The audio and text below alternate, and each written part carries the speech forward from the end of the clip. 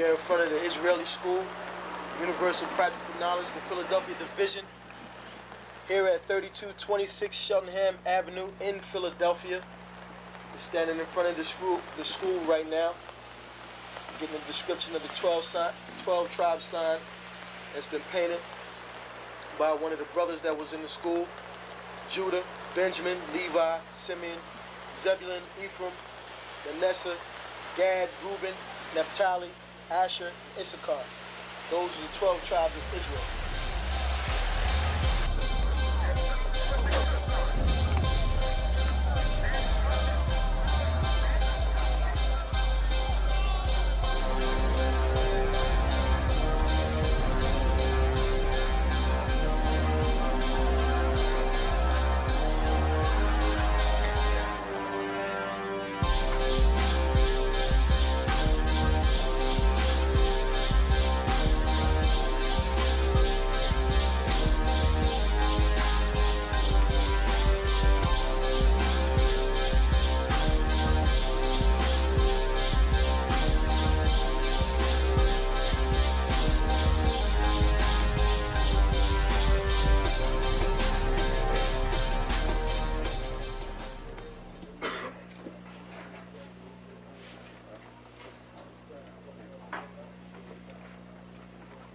Shalom.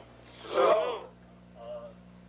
You've been waiting for this day, so this day has finally come. A lot of you have been wondering where this knowledge that you've been hearing is coming from, and the powerful truth that you've been hearing, how this was established. Well, we finally were able to arrange for the priests to come down from New York and spend some time with us. And I'd like to introduce them if I can. These are some great brothers. We're very glad to have them with us. We want to make them feel as warm as possible, because this is their work and the extension of their work and what they've laid down some time ago. I'd like to introduce, first of all, priest and Sixth Shield General, 4th in command in the nation of Israel, Lahab. I'd like to salute this brother, Majo. Barak.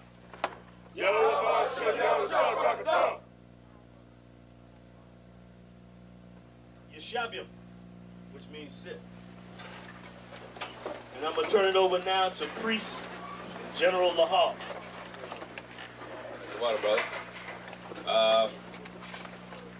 I'd like to say this, starting off, we're very impressed at your school here, and we're very impressed to see that the brothers and sisters in Philadelphia think enough of the Most High and the Bible and the truth and your nationality to be a part of this, because most of the brothers and sisters are running from the truth.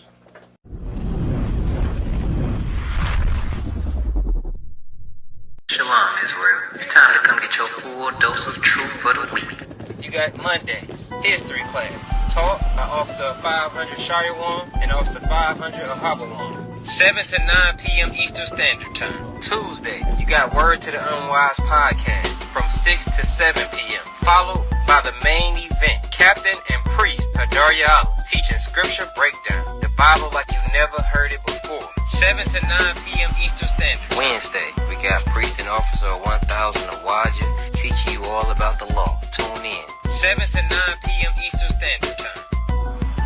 Thursday, you got myself, Priest and Officer 5000 Kazak Moth, joined by Priest and Officer 500 Barak Yah, teaching you the Brotherhood class from 5 to 7 p.m. Friday, learn to speak in the Holy Tongue, the Lashawan Kodash class, taught by Officer 1000 Katab. 7 to 9 p.m. Eastern Standard Time. Shalom, Israel. I'm Priest and Officer 5000 Laban of the Israelite School of UPK under Commanding General Yohana, here to share a very important public service announcement to all blacks, Hispanics, and Native American Indians who currently suffer under the stigma and plagues associated with a felony conviction. If you're a member of our community, you know all too well the difficulties in trying to obtain adequate housing, a decent job, your credit is all jacked up, and 100% of the time, you lose your Second Amendment right to bear arms to protect you and your family against all enemies, foreign and domestic. But that stops here. This year, during our 8th annual Fire Weekend, Friday, August the 1st in Chicago, we're launching a brand new service for Black, Hispanic, and Native American Indians.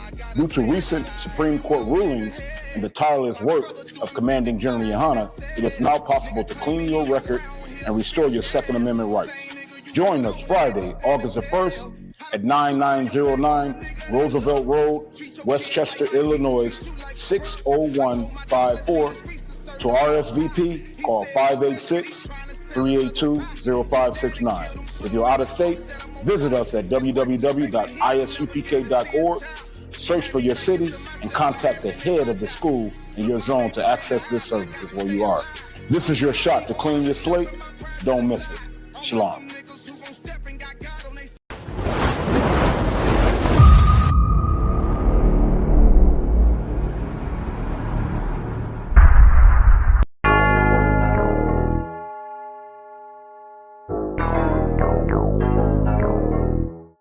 Ironic. You know the truth is the truth, that's all I know. Cry loud and spare not, you gon' get exposed. A few real niggas left, you not one of those. Real soldiers, we was born to stand 10 toes. If he ain't one West, that nigga not one of mine. He got a purple 12, me, I got a black 9. The truth is the wife of my youth, chopping my concubine. Had to die to get my rib, that bitch forever mine. You know the game, a bishop gotta be blameless. But GMS teaching niggas to be rapists. They screaming we snitch. When Joey Morgan was killed by your brother, y'all ain't say shit. Real prophets only dwell in the UPK, PSA, we don't sign NDAs. Real prophets only dwell in the UPK, PSA, we don't sign NDAs. Hey, 100 deep, 100 shields on, that's 100 priests. 100 boots, that's 200 feet. Tongue like a sword when I fucking speak. Teach you how to fish instead of fucking leech. Stop selling drugs instead of trying to fuck with me. Knowledgeable, but I'm rude in my fucking speech. Life is about warfare, not no fucking peace. Hey, bitch, I cry loud when I fucking speak. Make them wait a year before they fuck with me. Turn a street nigga to a fucking priest. Cause a priest, and I promise you forever sleep.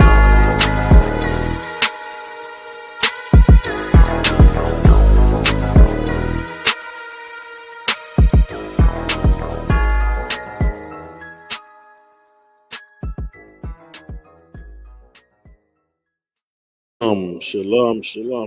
Can you hear me, sir? Khan, shalom. Can you hear me okay? Khan, kind of one Khan, sir. So, Israel, Monday night again, we are the ISUPK under Commanding General Yohana. Started 125th Street, 1 West Harlem, New York, right? And our jobs as priests and prophet of the Most High, right? First of all, let me say this. If you're not in the ISUPK, you're not in the truth. You know, you got some candy cane cats lying to you. You got some purple cat lying to you, want to teach you, And sisters, y'all know about not being in the UPK, you can't wear pants. Because they go by that scripture, you can't wear things pertaining to a man. Let me see. Look, brothers, don't let me see y'all no apple bottom jeans and them shirts with the fringes. The song don't say that. It don't say apple bottom jeans with the shirts with the t-shirts with the fringes. It don't say that. It say something else, don't it? But understand, if you're not in ISUPK, you're not in the truth, right? Make sure you like, share, subscribe to the class, and send Commanding General Yohana some money, right? Send him some money. Hey, look at the work that he's done in Israel already with just a little bit of funds that he have. Imagine if you send some money to help him out. We are going all over the world teaching our brothers and sisters the truth of this Bible. Not only that, we provide clothing drives, food drives, housing, and etc. There's many other things that the general is providing. Expungement programs, gun restoration right programs. Think about the many programs that we have. And with your financial contribution, we can reach more of our people. We can help more of our people, get established and get some of those different things off their record, help some other things. We got a few other programs that I'm not going to leak that information just yet, but we got some other things that we're working on. We're trying to try out, see how to film and how it goes. But we're going to have some other programs that's coming up too, and it's because the General Commanding General Yohana told us to get it together. But if I may, sir, I got switch the. I gotta switch my screen. If you can take over. God, no sweat. And something heavy in what Abawan was bringing out, um, which, which is such a foundational um, understanding that Christ gave us, is how a house shall stand. And it kind of goes into the topic that we have today. I'm gonna read it really quick. This is Matthew, Matthew chapter 7 and verse 26. Let me get that for you. What's that? You want me to get that for you? If you could, Matthew 7 and 26. Because, man, what we saw with seeing Gorilla Hebrew, kind of fall from the position that he's in, it wasn't something that was surprising, to brothers in the UPK, because we've always said that ISUPK is a home of the truth. You know what I mean? Like IUIC, they're going to fall. It's no different from Christian churches. You know what I mean? Every Christian church, they're going to fall because they're not built on something that's solid. If you could read that, Abawan. Come on, sir. This is Matthew chapter 7 and verse 26. And everyone that heareth these sayings of mine and doeth them not shall be likened unto a foolish man, which house is built upon the sands. So Christ is saying a foolish man builds his house on sand. You know what I mean? That's what GMS did. That's what IUIC did.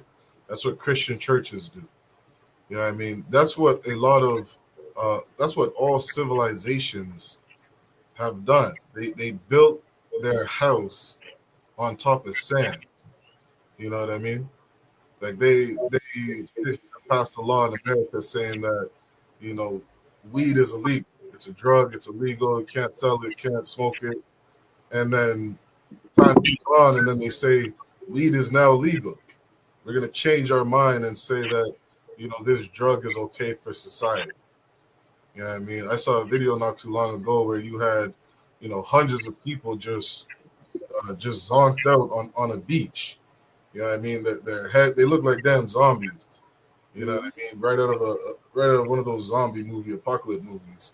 They're just lying all on the beach, high out of their mind, no control over their body, their limbs. They look like straight zombies. And it's because this society promotes being drug addicts. They promote people using drugs. They promote people being alcoholics. They promote whoredom. They promote so many things. You know what I mean? Like Gorilla Hebrew getting caught time and time again in some sexual deviancy. It's not something new. You saw it at his ass over, like they call it. You know what I mean? Paying look like they're paying for strippers. You know what I mean? They go and apologize about that, and then next you know, he's sending texts out to his wife saying, don't get lube for this pegging device. You know what I mean? Like that is a house that is built on top of sand, and that's what a fool does. You know what I mean? A fool doesn't look for correction. Like it says in Proverbs, fools hate knowledge. You know what I mean? A fool rejects the truth. And when you reject the truth, the Most High is going to reject you. No matter where it is, you see in life. You know what I mean? Keep reading Abawan. Sir. This is verse 27. And the rain descended, and the floods came, and the wind blew, and beat upon the house, and beat upon that house, and it fell. And great was the fall of it. And because you can build a house on sand, and it might stand for a year. You know what I mean? It might shift its foundation might shift a little for a couple of years, But then 1 year you're gonna get a bad hurricane. 1 year you're gonna get a bad tropical storm, and that house is done. You know what I mean? It can't withstand, you know, a strong pressure. You know what I mean? I saw Captain Zarya, you know, say, you know, Gorilla Hebrew should have just left me alone. Should have kept me out his mouth. Shouldn't have said anything about me. Because the more he says, the more he digs his own grave. Because his house is built on top of sand. Go ahead. And what people got to start understanding is that as soon as you speak against the generals and the ISUPK and the captains and the officers and students, you know, the sisters, as soon as you start to speak against the ISUPK, you're forming your own demise, right? Understand is that Captain Tazariot didn't go out and he didn't go out saying, hey, everything Gorilla Hebrew is this, that, and other thing, blah, blah. He didn't say anything about him. What he did was he sat back and he just waited. You know, it's a scripture that says that the something about the earth will, and I'm paraphrasing, the earth will provide the things that we need as far as the oh man, I can't remember the scripture. The earth will help the woman. Yeah, the earth will help the woman. That scripture, right? And understand that this is just part of the earth helping the woman, because those things are starting to come out.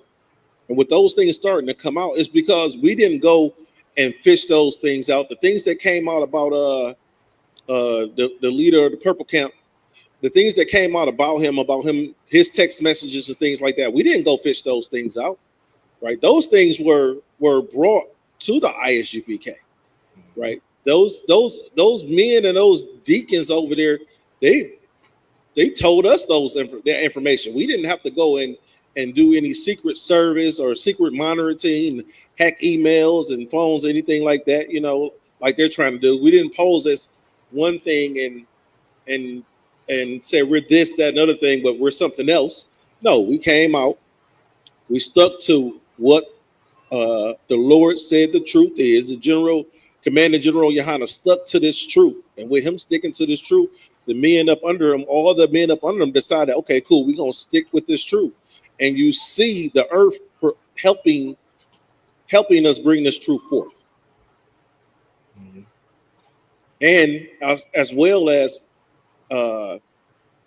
destroying those other groups. Destroying. Look at the Christian church. The Christian church damn near empty, right? You haven't heard. When the last time you seen guys like the GMS camp? You seen them out there? We used to see it, right? Before I got, you know, involved with the ISUPK, I seen a bunch of those guys in the red and white. I seen those guys, you know, with the yellow and blue. You know, I seen those guys. You always see the purple guys, right? You see all those different camps, but now you don't see them so much. You see a remnant and breakoffs of those camps, right? Like the 7 Mile and Gratiot guys. You see a remnant and break off of those guys. You don't see them, you know, getting stronger. You see the ISUPK getting stronger. You see more and more as these other groups fall. You start to see these individuals start to search for the truth and come into the one true Israelite camp, which is ISUPK under Commander General Yana. Start to see these people coming in here, right? And they're falling from other Israelite groups. They're falling from the Christian church. They're coming off the street because they want to know the truth. And this truth has been the same doctrine since 1969, and it hasn't faded and it hasn't swayed. If you could you grab First Ezra's chapter 4 and verse 34 to 35. You know, because you know, Ahabuan's not lying. What he's saying is so heavy, and there's nothing on earth stronger than the truth. You know what I mean? You can't. The ISUPK can't fall. You know what I mean? It's built on such a strong foundation. You know, such a strong foundation of brotherhood, a strong foundation of loyalty. You know what I mean? True loyalty, truly keeping the laws, statutes, and commandments. It's something that cannot fall. And as people are out here, you know, going against it, all their wickedness is going to come out. You know what I mean? Like it says in Corinthians, that the man of sin must be revealed. It's funny seeing, you know, all these devils being revealed for who they truly are. You know what I mean? We have the internet now, and we got cameras everywhere. I think Donald Trump, he's trying to put a ban on cameras now, or you got to pay to see the footage of a police officer's body cam. They don't want you to know who the devil is. You know what I mean? But anything that comes against his truth, it can't stand. Right? Go ahead and read that other one. This is First Ezra, chapter 4, in verse 34. O ye men, are not women strong? Great is the earth, high is the heavens, swift is the sun in his course. For he compasseth the heavens around about, and fetches his course again to his own place in one day. Mm-hmm. So the woman's strong, the earth is strong. Mm-hmm. You know what I mean? You see the sun runs its route every single day. It sets, it rises. You know what I mean? People, look, you got Egyptologists out here worshiping the sun, saying it's, you know, one of the greatest things on earth, because they're looking at it in awe. They're looking at it like this thing is so magnificent. You know what I mean? But you also ought to understand that there's a creator of that sun. You know what I mean? It didn't just come from nowhere. The Most High put the sun together. The Most High put the earth together. The Most High created a woman for a man. Yeah, I'm right. You know what I mean? The Most High created all these things.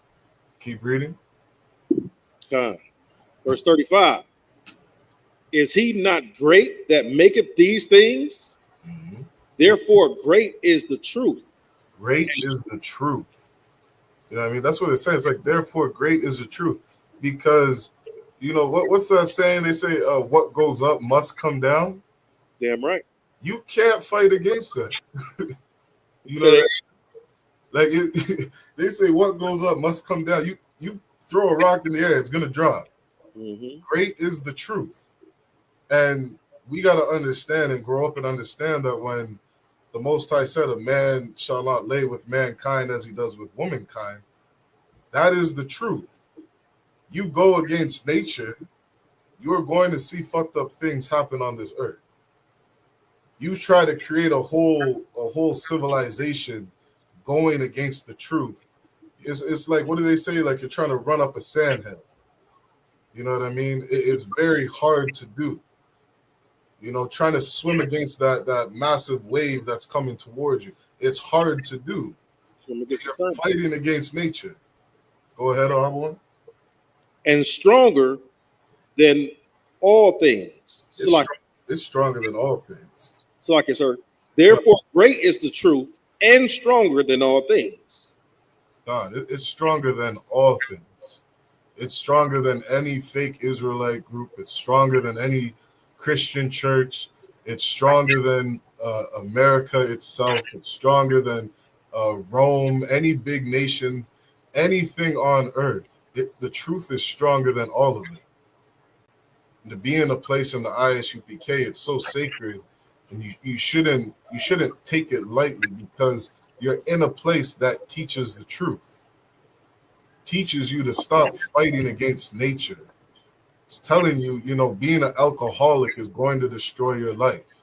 Damn right. Being a drug addict is going to destroy your life. I was talking a couple weeks ago to you about how Canada has these safe injection sites. Where they're trying to say, look, we'll give you a clean needle, we'll give you clean drugs. That way you don't die off some, you know, fentanyl use or whatever it may be, thinking that they're gonna wiggle their way around people being drug addicts. You know what's so heavy about that, sir? God. Is that in the 80s, crack cocaine, in the 70s, heroin. These drugs were pushed in our communities, right? They were pushed in our communities, and nobody gave a damn about our parents, our grandparents, our aunts, uncles using that shit. Nobody gave a damn, right? Ronald Reagan started here in America a war on drugs that was just a war against our people, another way to destroy our people. So if they couldn't get you on drugs, right, or get you selling drugs. So now, if you own drugs, you're destroying yourself. You're selling drugs, you're destroying your community. And then, after you sold enough drugs, we could come get you and arrest your ass and lock you up. So you can't be a father or a mother, because there were women and men selling this dope to these children. Now these children grow up either with, drug addicted parents, or parents that are in jail from selling drugs to these drug addicted parents. So they don't have parents at all, right? And now you get the result of that. So when the opioid crisis hit, our people was like, majority of our people, we seen what you did with the crack cocaine. We're gonna back down. We're gonna back down from this, and it's attacking them now. Since it's attacking them, sir, look at what's going on, right? Look what's going on. So now, since it's attacking them, they got Narcan, right? Every public service person they trying to get to carry Narcan, right? So that's when you have that overdose and they hit you with that Narcan and you come back, right? I call it zombie juice, right? So is it you overdose, they hit you with the Narcan, you come back, right? I was in North Dakota, and all you heard in North Dakota, this was years ago, before I got my head on straight. But I was in I can't remember the city I was in, but it was a Native American reservation. Majority of the area was a Native American reservation, and all you heard was such OD, such OD, such OD, right? And every now and then with these people ODing, you'll hear about them. The ambulance got there and gave them the Narcan. You didn't hear about the police or the fire department having that Narcan with them in order to help prevent this OD. And this was, this may be about, I'm going to say this 10, 15 years ago. So now what's going on is that, they're trying to get, like I said, every public service person to carry it, right? So now the police, fire, EMS, they have to carry it. The addiction is that widespread. And all I'm asking is, where was that when our people was falling out in the street from crack cocaine? That Ronald Reagan, which is the government, pushed into our communities. Pushed into our communities. Now you got free, you got free drug distributing properties, places. They give you free needles, right? They give you clean needles. They're giving you clean this, clean drugs. The government has just become the dope man. It's become the dope man. And the only difference is it's legal from him to be the dope man.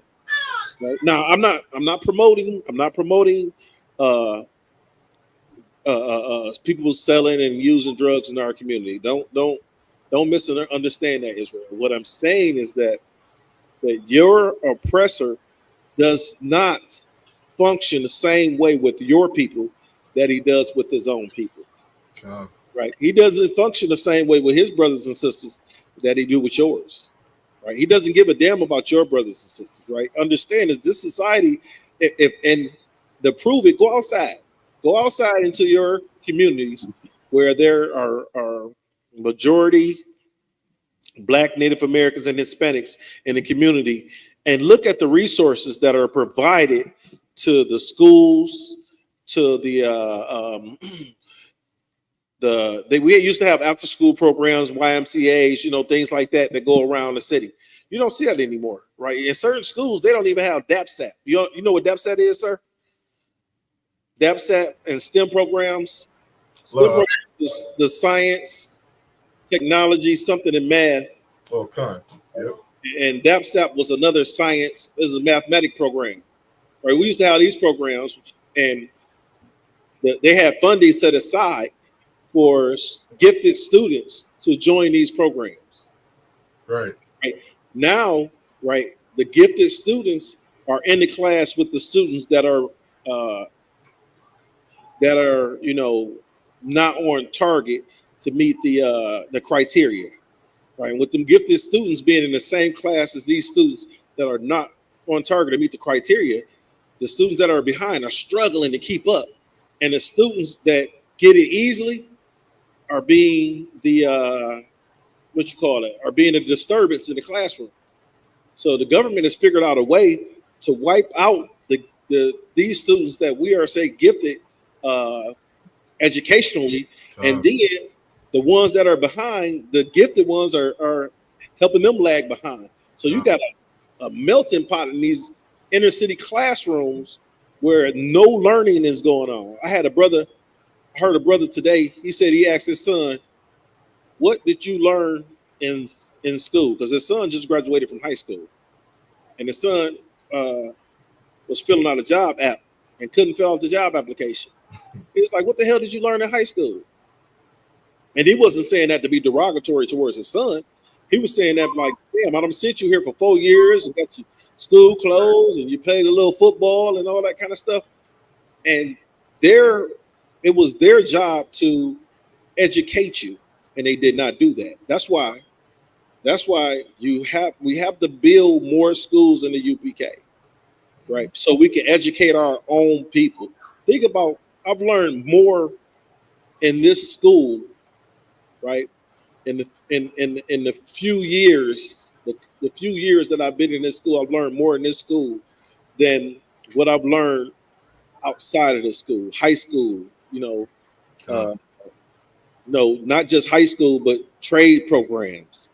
I learned that I was able to, how do you say that?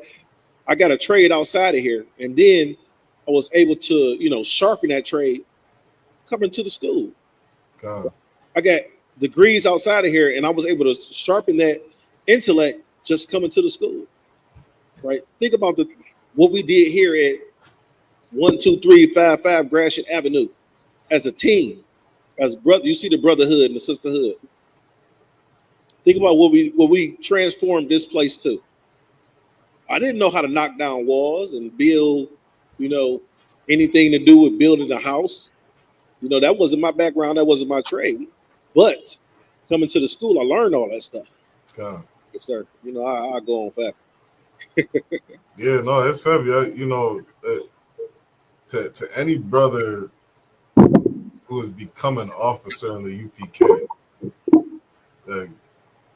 I don't know if this is my mentality, but if we wanted to be doctors, we could all be doctors. Damn right. That officer's test was the hardest test I've ever taken in life. Yeah, I mean, I remember I'm a steel carpenter by trade, and I remember thinking that was hard because we had to pass with it was like a 74% or 76% or something like that to get our ticket. And I remember being like, damn, like they couldn't just let us pass with a 50. Hey, I had to study my ass off for that. Test God, go ahead. You know what's so heavy about that? I used to tell people that when you graduate with your bachelor's degree out of college, C's and D's make degrees. Right. Yeah. Right. C's and D's make degrees. I remember having when I went to school for machining, in order to get my certification, I had to pass with an 80%. Right. I didn't have the highest grades when I got my degrees out of college. I didn't have the highest grades for that. That officer test, nigga, you got to get 100% on that. Yeah. You got to get 100%. You have to be perfect. That's the only test I ever had to take where you had to be perfect. God. And, I was one of them brothers that took it more than once. So you brothers that passed it on the first time, more power to you. God. I was one of them brothers that had to take it more than once, and that right there shows you how the education in the ISUPK supersedes any conventional learning that you can learn up under our oppressor. Right then and there. Because think about it, you have to be able to read, you got to be able to count, you got to be able to do so much to pass. It's almost like how I would compare it to how lawyers got to take a state exam, realtors got to take a state exam. They even have like with me being in the engineering, you got to have some companies want you to have a professional engineer's license, and you got to take a state exam for that also, right? So when we say that these priests and prophets in the ISUPK, right, nobody else has the ability to do what we've done, what we have to do, what we can do, is because you got to take that test, right? That right there, and that's the start. That's the I like to call it the firm truck. That's where you got to get in at. Foundation. The foundation. You know what I'm saying? That's where it started. And it doesn't go. It doesn't go do nothing but get more and more. I'm not gonna say hard or what is it? It's challenging. It gets more and more challenging. Striving for perfection is no. Striving for perfection. Yep, that's it. And we really strive for perfection in here. Damn right. I wanted to. I didn't want to forget because we spoke on this a couple of times. I got a video I want to share, just to show what a safe injection site is. For brothers and sisters who may not know. If I may, sir. Come. Should we hit the comments? Yeah, absolutely. I'll read them out. We got Sister Kalaya Kwar checking in, the Shaga Bar, Shield of Truth, Magun, Shalamoth, and Carolyn Radsville. Yah Bashim Shabak thumb to the brothers, Yah Shamar thumb Bashim Yashar to the sisters. I talked to Nashad Gabar earlier today. Me and him got a little regiment going on where we talk. We got to talk 5 minutes a day, at least 5 minutes, and we go over a few things. Right, that's a strong brother right there. Right, shalom. So the name of the class is Functioning Addicts Ruin. Hold on, let me see what I got to be able to see. Functioning Addicts Ruin Functioning Society. And we see how our oppressor has for anybody that grew up in the inner city, we see how our oppressor has dumped illegal, what they call illegal drugs. And what's so powerful about that, sir, is remember when NWA, right? NWA came out rapping about the guns and the drugs and stuff like that, right? Right. And what was the name of that? A news reporter asked Ice Cube about, basically about him bringing the drugs inside the United States. And what Ice Cube is not Ice Cube ain't in the truth. He is not he's a rapper and an actor, right? That's it. He's a rapper and an actor. But he said something. He said, well, you concerned about the drugs being brought into the communities.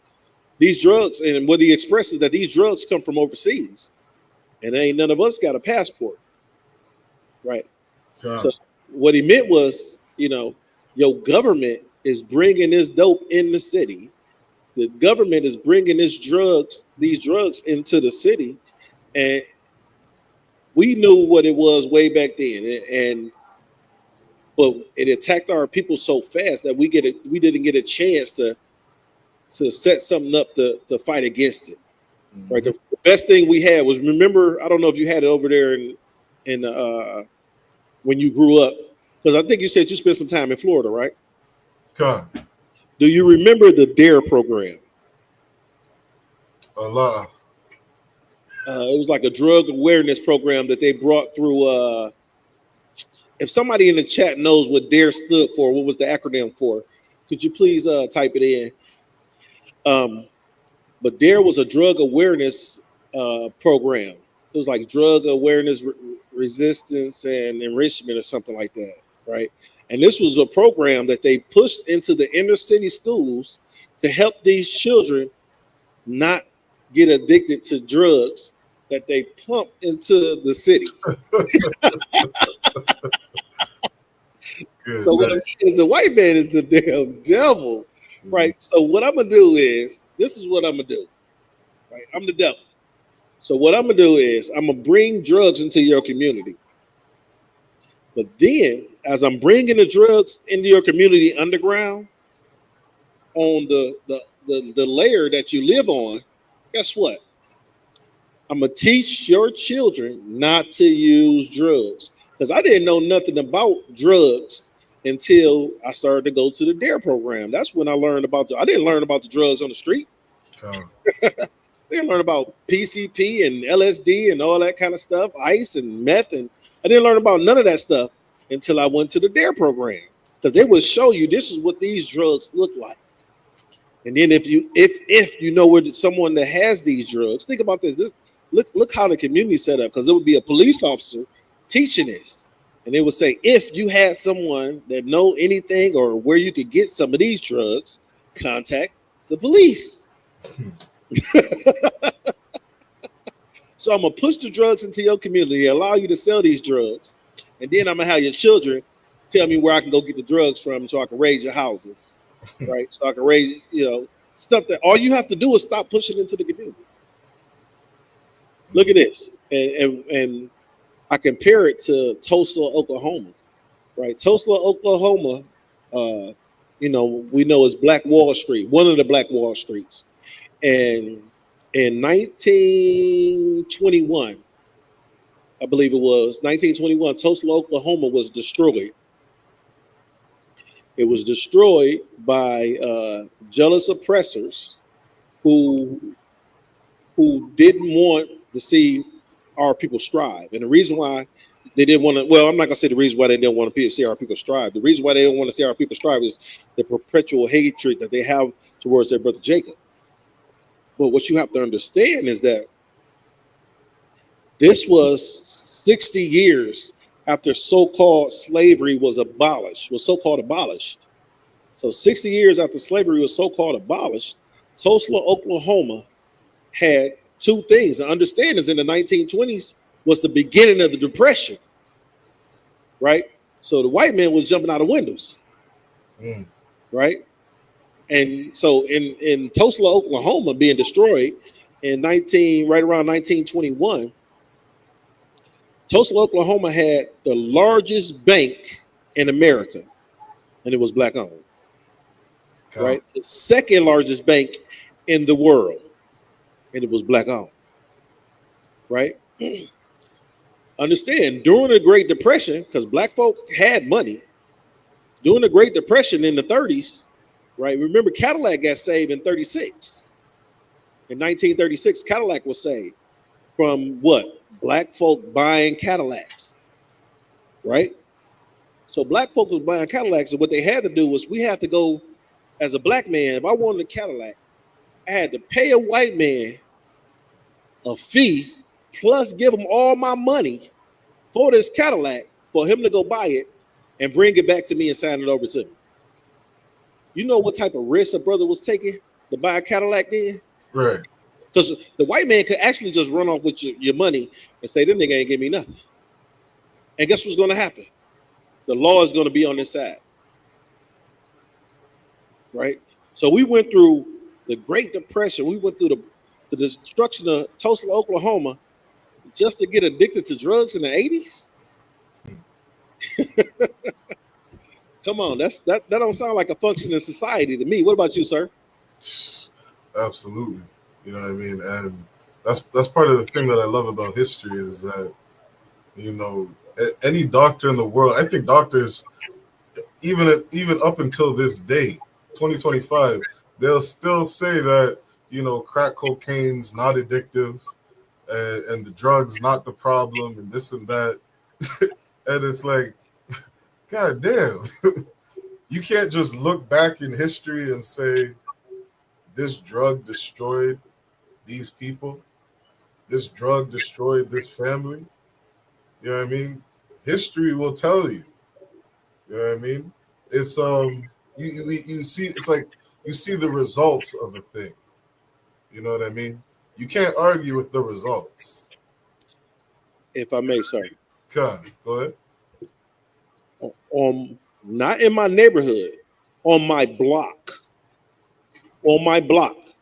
And I grew up, you know, a lot of folk know I grew up right there across the street from St. Cecilia, where a lot of basketball players came out. If you could play ball, you play ball at St. Cecilia. So we played ball there a lot. I played basketball there probably 3-4 times a week. Right? So on my block, it was at least 6 dope houses at any given time. That's on the block, not in the whole community, not in the whole neighborhood, on the block. That's how prevalent, you know, they couldn't get enough crack to sell. Mm-hmm. Now, with all that crack being sold in my neighborhood, you know, with us being, think about it, we wasn't in the truth then. You know, it was a lot of Christmases ruined because of crackheads.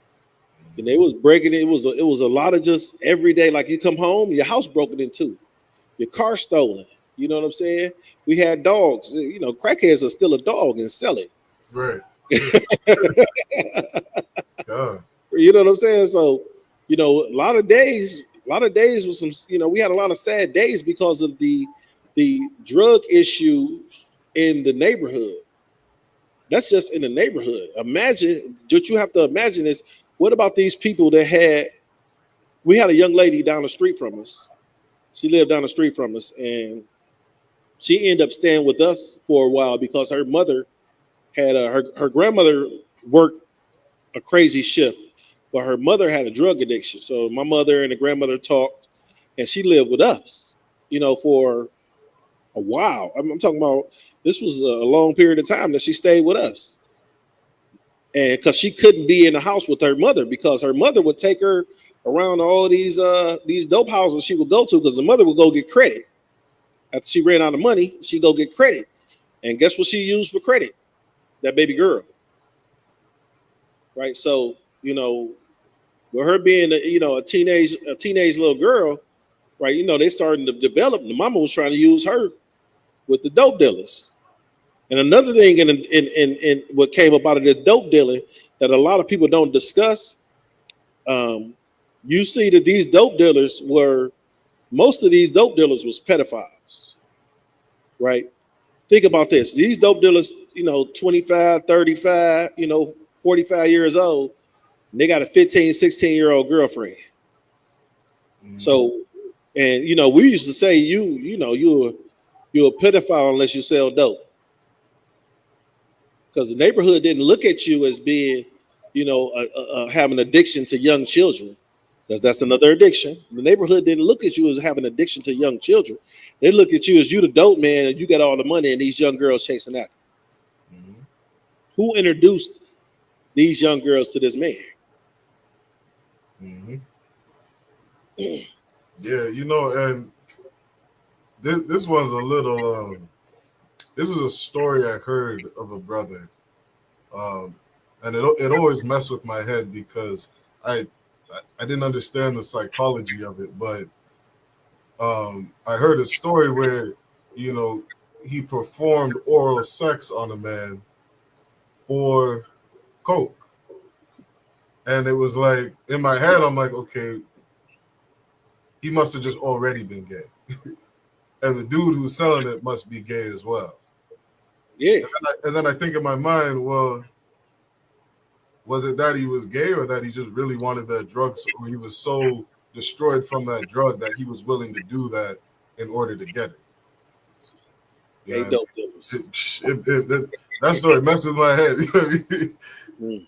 But that's and the reason I just brought it up, because when you brought up pedophilia, it reminded me of a story like that where there's an older man preying on a young boy.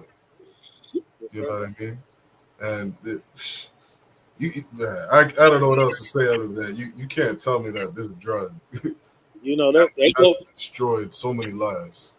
And what's so heavy about it is that the Christian church was supposed to help and protect the people. The Christian church was the gatekeepers during the 70s and the 80s and the 60s. And they were, what were they involved with the civil rights? But they never got involved in pushing these dope men out the neighborhoods. Why? The same reason the Catholic Church didn't. Because the dope men paid tithes. God.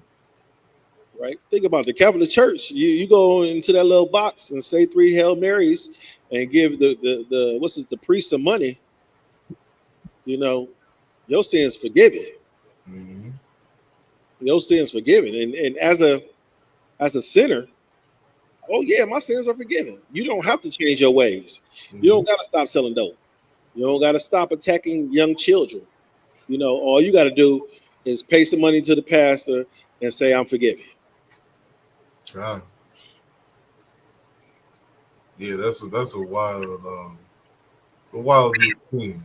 Yeah, I mean, I remember visibly watching somebody. It's like you go out, you sell these drugs all week long, and then on Sunday you're inside this Christian church on your hands and knees, crying to God, asking for forgiveness, and the next day you turn around and do the same shit just over and over and over. You know what I mean? It's the Christian church is a place you go to be told that you're not as evil as you think you are.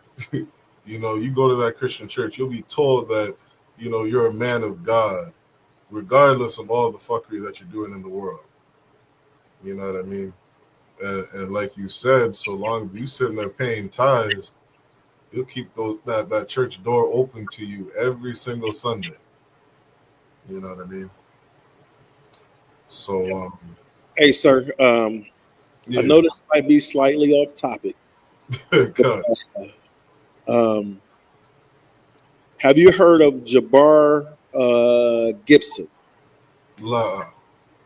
So, Jabbar Gibson was a young man that lived in New Orleans during the time of Hurricane Katrina. Jabbar Gibson. Come. And what he ended up doing is stealing a bus. Yeah, a young black man stole a bus. But what he did with this bus was what he did was he stole the bus and he filled the bus up with people after the Hurricane Katrina and the dams were breaking. He filled the bus up with people and he drove them to Houston. Right? Think about it. And Houston was supposed to be one of the safe houses for those people who were being displaced from the hurricane. Right? So I got that article, and I just wanted to let you know I had that article because this was a young man who was, concerned about his community. He didn't allow the dysfunctions in the way that he grew up, the way that he was raised, to affect the love that he had for his own people. Come on, let's get it. All right. So this is New Orleans to Houston, a legacy of survival and selflessness. It says, well, I'm not going to read that. It was because they brought this article out during Black History Month. You got somebody else coming in? Oh, that was okay. Yeah, go ahead.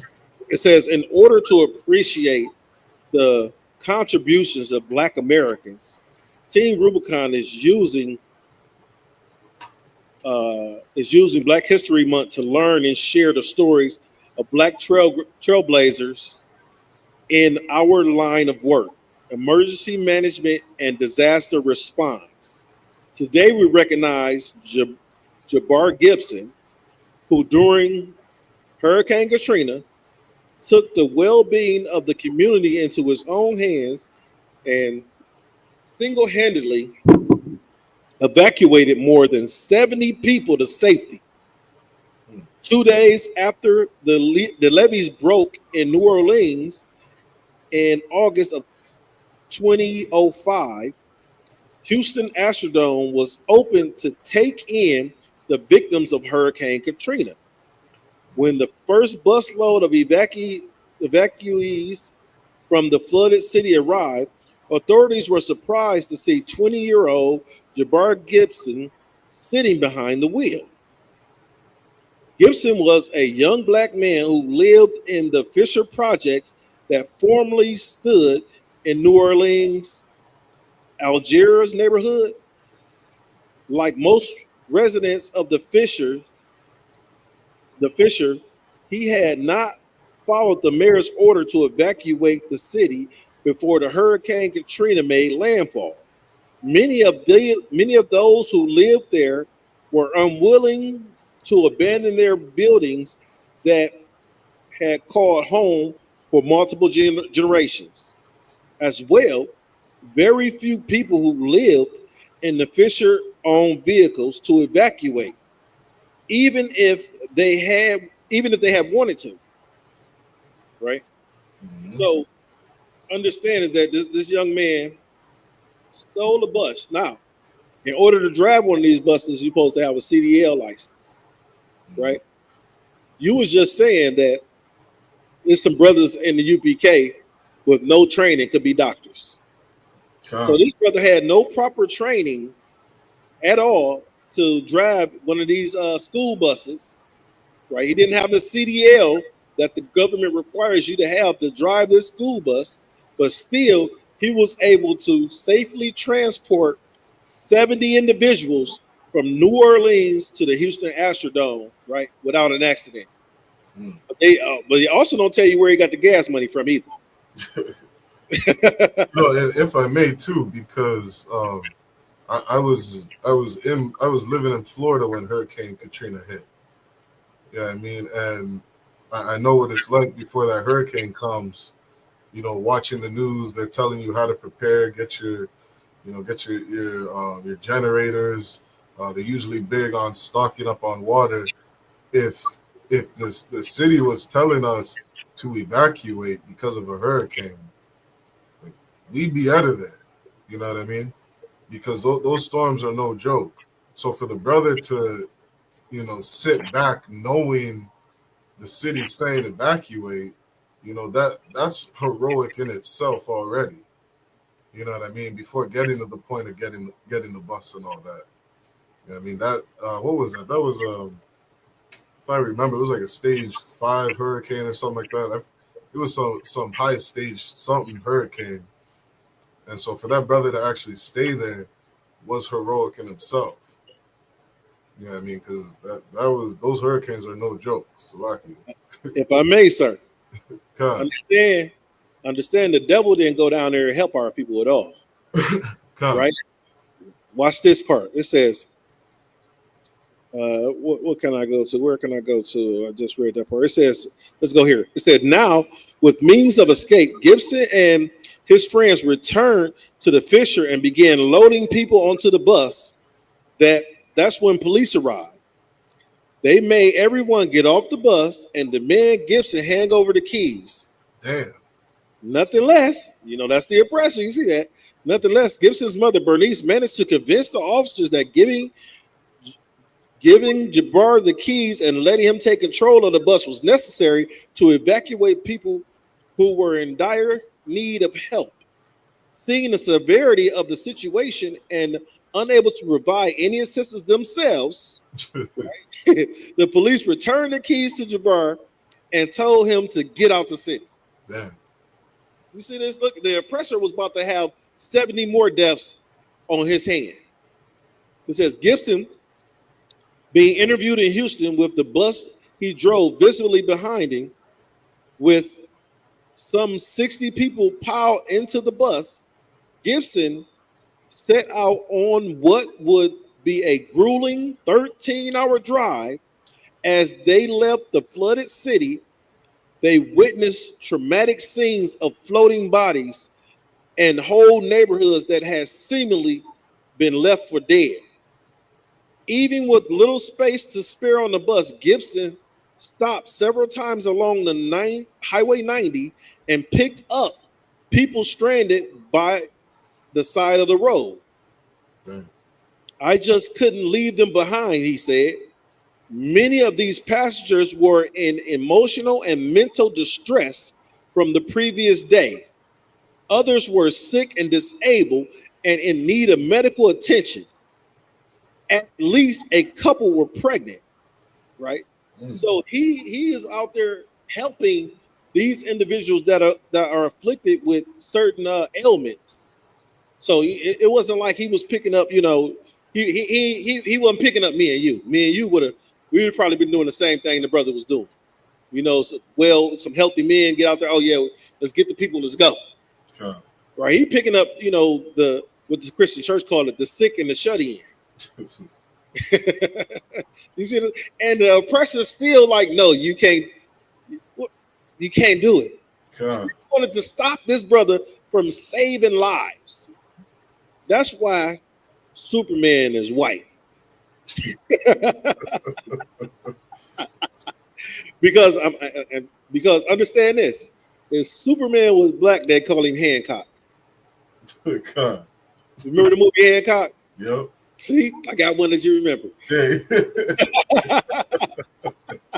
Right, and understand that Hancock did the same thing Superman did. He saved people, but that's the difference between a black superhero and a white superhero in America.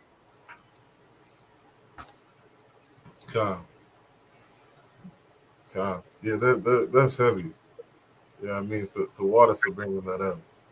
It reminds me. I haven't heard too many people speak on it, but I remember doing a class last year, speaking on all the Issacharite brothers that are coming down from Mexico to Canada to fight off all the wildfires.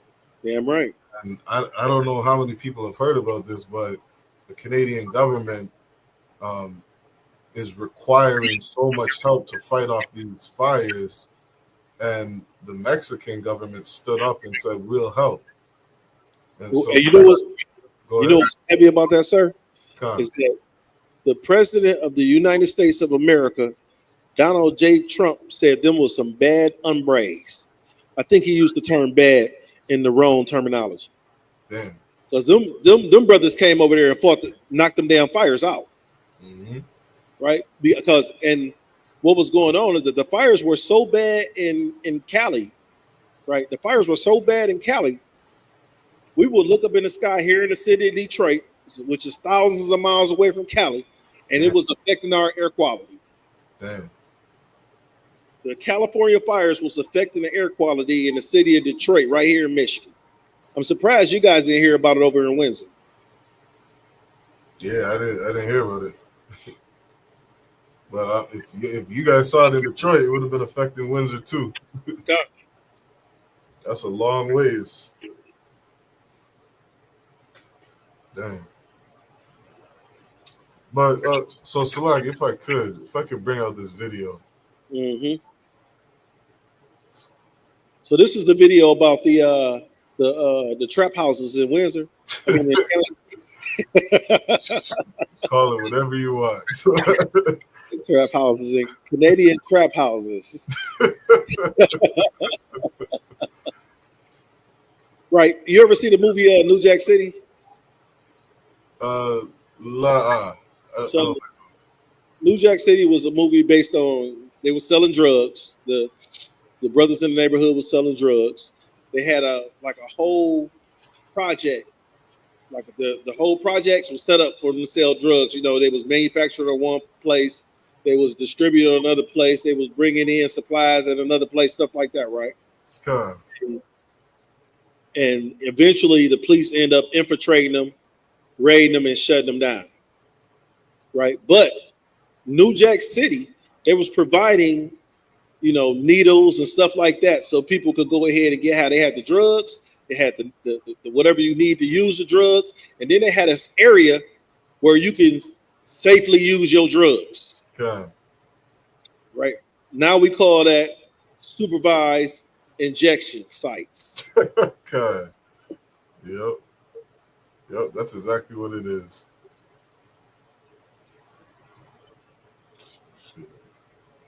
Tearing down twin health crises of overdose and HIV, drug users and health professionals proposed a radical idea: a supervised injection site, InSight, has saved tens of thousands of lives. Insight was founded by visionaries and pioneers who put themselves on the line in order to help the downtown community. The injection room at Insight has seen more than 3 million visits. There Damn. have been Damn, you. Damn. I had to pause that. Wait, 3 million. even at a $5 hit, 3 million, that's $15 million.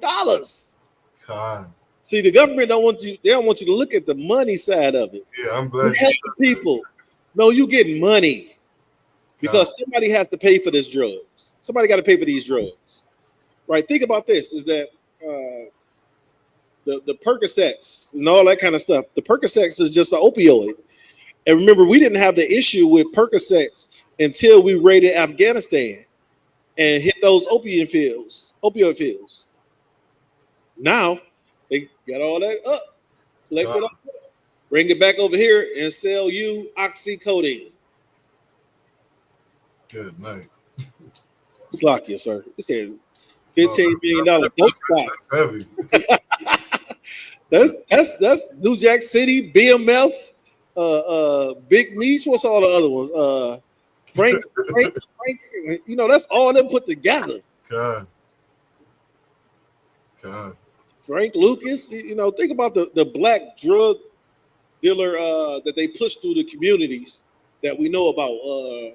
Rick Ross. Mm-hmm. You know, all these big drug dealers that they push through our communities that our children and, you know, even us when we were growing up idolized because they wanted us to become either dope fiends or dope dealers. So either you're gonna be the one to destroy your community, right? Or you're gonna be the one destroyed in the community. They didn't care which one you were. Yeah, but you know, you said something so heavy, and that's something that very important to understand if you want to understand white people. Like they love money. Damn right. White people at their core, they are greedy. They will do anything it takes to have money. They don't care how many families they destroy. They don't care, you know, look at all the land they've gone around conquering. You know what I mean? They'll say that the Roman civilization was one of the greatest civilizations to ever exist. Mm-hmm. They'll tell you that the Greek civilization was one of the greatest civilizations to exist. America, one of the greatest civilizations to ever exist. And all they do is go around stealing, raping, robbing, and murdering so that they can have more. That is what white people do at their core. And this is something no different. I don't know what they did with weed in America when they legalized it, but in Canada, they legalized weed and they only allowed the government to sell it. It was all good. It ain't legal. God. Sir, if I may, what you said was something so heavy. Yep. But if I can read John 10:10. Yeah, go ahead. It says, the thief cometh not, but for to steal and to kill and to destroy. Mm-hmm. I am come that they might have life and that they might have it more abundantly. Right? Mm-hmm. So these folks that come to kill, steal, and destroy are against Christ.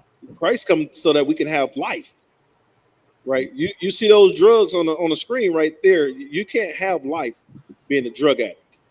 You can't have life being an alcoholic. You know, you can't have life. You can't have life being a whoremonger.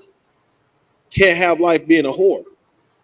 Right, but the thief is stealing life from you when you're a drug addict, when you're a whoremonger. Right, the thief is, and you got to understand this. Who is the thief? What man has killed, you know, stole, and destroyed? Now I'll leave it at that. Man, history shows you again and again. Yeah, I'm right. What are they colonized? Let me look that up really quick. What colonizer? Yeah. How many countries have Europeans colonized? Let me ask ChatGTP. You know. Let's see what it says. It says this is what this is the first thing that pops up. European countries colonized or conquered more than 80% of the entire world. Damn. More than 80% of the entire world. It says there are only 13 present-day independent countries that escaped from colonization by European powers. Can you does it have those countries on there? Yeah, it says Afghanistan. Wait. Afghanistan, right? Wait. It said Afghanistan. Yep. Afghanistan got to be knocked off that list. God. Because think about we just knocked out America just knocked out, not we, but America has just, what was that, Bin Laden in Afghanistan? Right. So Afghanistan has been colonized, right? Mm-hmm. What other country? It says Bhutan, Iran been colonized. They went over there, stole the oil. They're in there right now. They're in there right now, stealing oil. Right? They about to, and the white man is trying to bring it up to 90%. Mm-hmm. Keep going. Japan. Okay, now Japan, they tried to colonize Japan. When we prove it, they dropped nukes on them. They hit Japan with some nukes that made them change their sexuality. They nuked them. Right? So Japan, they tried to colonize Japan. That's okay. Yep. The May Circuit. It says Liberia. Now remember, Liberia was supposed to be a country. We were supposed to go back over and be real Jews again. Okay.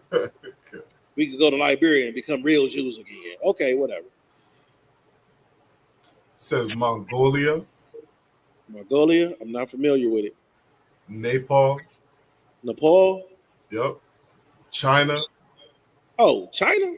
They ain't. What's that? The Moabites. There's too many of them. Too many of the Moabites. That's why they ain't took over, the Moabite land. But think about it. They're trying to. America right now Taiwan is right off the coast of right off the border of China, and America is trying to get Taiwan to join the NATO, so that they can put missiles right there up against China. So it's a plan. Man, if I could, one, please. So they have those G summits every year. Yes, sir. And when I see those Asian countries over at those G summits, they got a suit and tie on. They got a suit and tie on. Yeah. Right. And think about this. That's not their culture. God. That suit and tie is that oppressor, that European culture. God. Right. I had a interview just recently, and the recruiter was, he kept drilling it into me. Make sure you wear a suit and tie. Make sure you wear a suit and tie. So I went, with some all black slacks on, all black button up. I went there like I was a UPK trooper trying to get a job.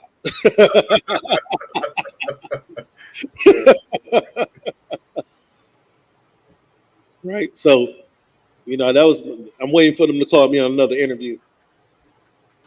But now, if I may, sir, sure. Or any more countries that they claim that the European haven't attached themselves to?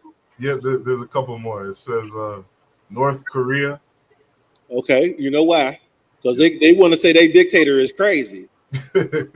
But North Korea, but in South Korea, America is allied with South Korea. Which they have South Korea here. They got they got half of it. Well, they don't got the North, they got the South. Mm-hmm. They got Saudi Arabia. I don't know. They've been trying to get the hands. Saudi Arabia got that oil, so they got that money. so they can buy whatever they want. So they buy their defense. God, I have to double check the history, but I'm pretty sure a lot of the people there calling themselves Saudi Arabian wouldn't what you would call the original Saudi Arabians. Question: wasn't Saddam Hussein a dictator over Saudi Arabia? I'm not sure. I have to look into it. Okay. But if that's the case, think about it. You knock the king down and you take over the rest of the city, the rest of the country. Yeah, like they have those I forget how they say it. All their kings and princes or whatever, they're always what you would call fair skinned. Yes. You know what I mean? Yes, sir. And I don't quote me on this. I got to look this up again, but I'm pretty sure they used to look more African.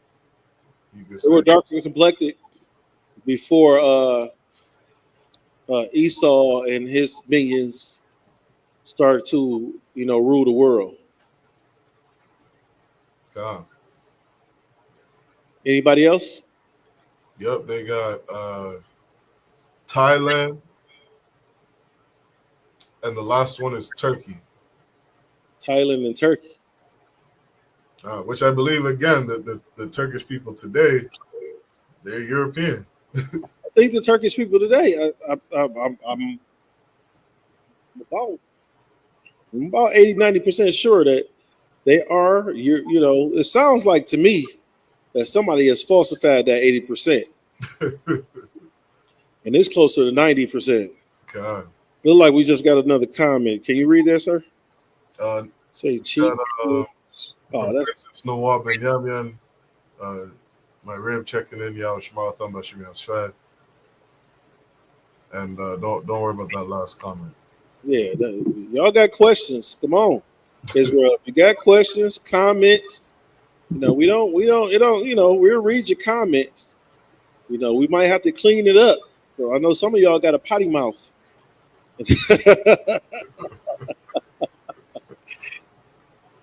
But if it's just a comment, we can read it, right? No, it's some advertisement. It's nothing. Yeah, but what I'm saying, if somebody was to comment and their words were not politically correct, right? Would that affect, how we get they try to block us if we use words that are not politically correct? I mean, they'll block us for whatever reason they want. So fuck it. Do what you're gonna do. Right. Yeah. So it says the European has conquered 80% of the world. Understand this is that used to be a saying that said all roads lead to Rome. And the reason why all roads led to Rome was because the Roman Empire was so big that whatever road you got on went to Rome, somewhere in the Roman Empire. Mm-hmm.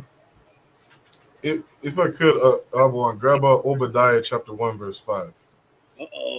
Look at you. You want to get into the prophecy. Because again, like, man, it was so on point, both of us. It was like I had to stop the video when they said they got 3 million people come in a year. Did they say it was in a year? Let me rewind that a little bit. I think it said a year. Let me go back a bit. Yeah. The injection room. In order to help the downtown community. The injection room at Insight has seen more than 3 million visits. There have been. Okay, they didn't give a timeline. They just said it has seen. Look, they serving dope like McDonald's hamburgers. Remember McDonald's used to have that number? Over 3 million served. Mm-hmm. The government is issuing out the dope. Over 3 million served. That's that same side McDonald's got. Mm-hmm. I got that scripture, sir. Come on, go ahead. It says, Obadiah chapter 1 and verse 5. If thieves came to thee, if robbers came, it's like if robbers by night, how art thou cut off?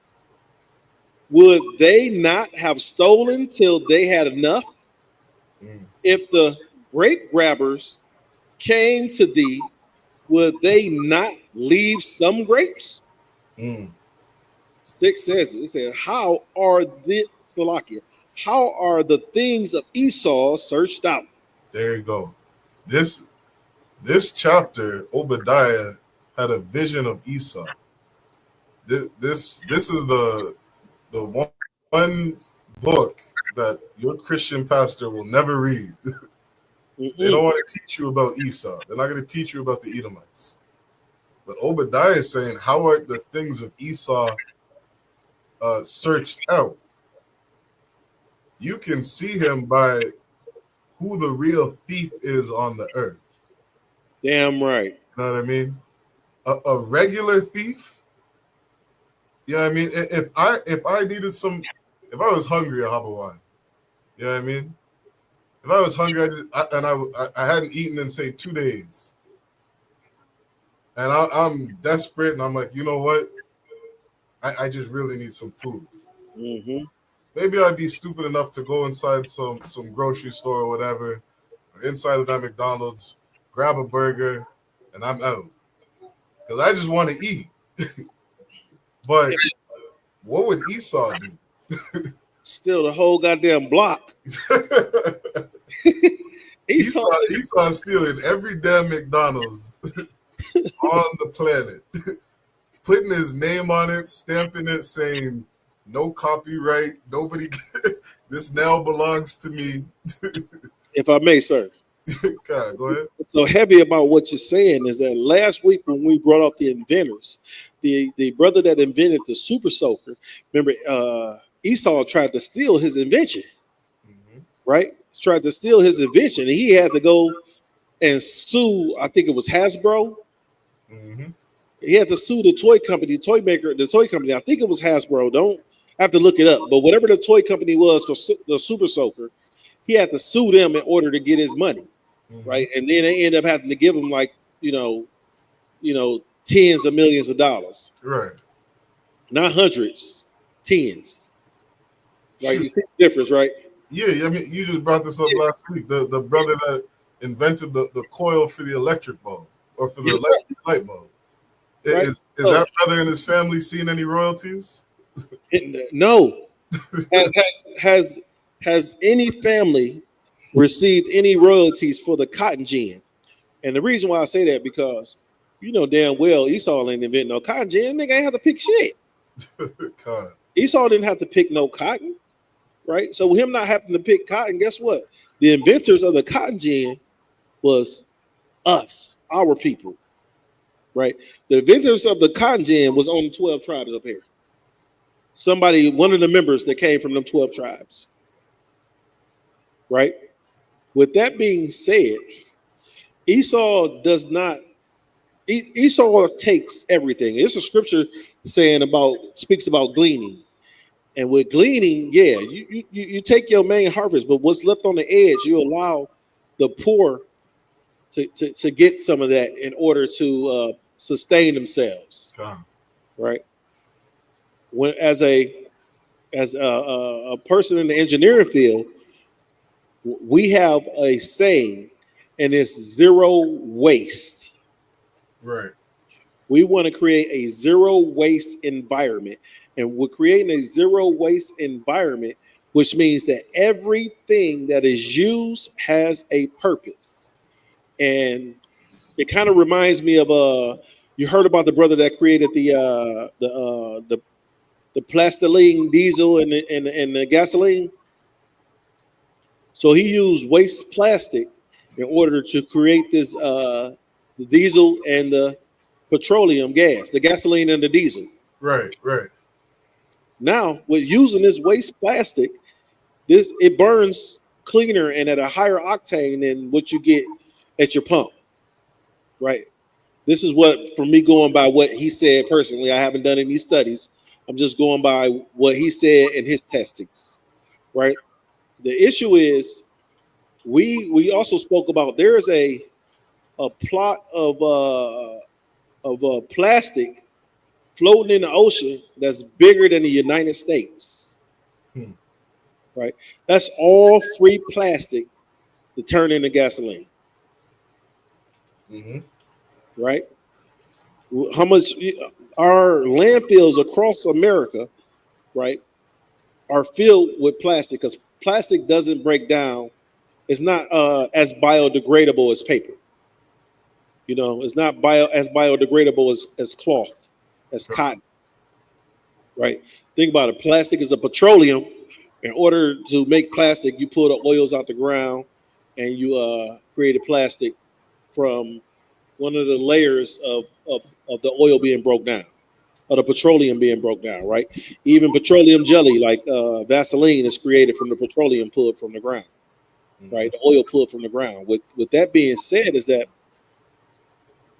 plastic, right, it's not as biodegradable as some of the other materials are. You can take a piece of metal, a piece of iron, and put it up under the ground, and you put it up under the ground and you wet it, that iron within a couple years is going to be gone. Right. That damn plastic bottle going to still be there.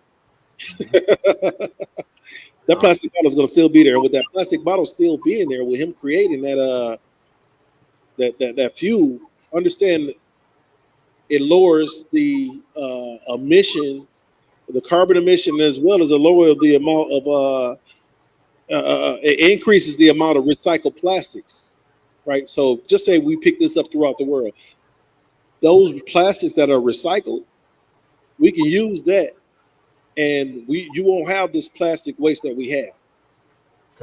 The reason why I think the ESOL is going to get involved with it is because now Sam's Club and what's the other one? Costco. Sam's Club and Costco, they're taking back plastic water bottles. They're accepting plastic water bottles by weight. Oh, yeah? Remember, you only can turn in the pop bottles. Remember, you get the deposit on the pop bottles. Yeah. Now you can do it. Certain Costco, it's either Costco or Sam's Club. But certain ones are allowing you to come back with the garbage bag full of it, and they give you a deposit for it. Man. God, that's what's up. Hey. Free energy. Free energy. You know, and if you look in the history, the so-called Egyptians came up with certain type of free energies. And you know what? We might have to do that as a class next week. The so-called free energies that was used in ancient times. God. Yeah, that'll definitely be a class. You might have to pull that out. Mm-hmm. Yeah, I mean, and again, it reminds me, of think of all the death, all the people that Esau has gone around murdering, over this energy. What did they have? What did they call it? The cowboy era. They're finding all these oil mines. The gold rush of the Wild Wild West. Man, Esau will do anything to make money. Yeah, I mean, anything to make a dollar.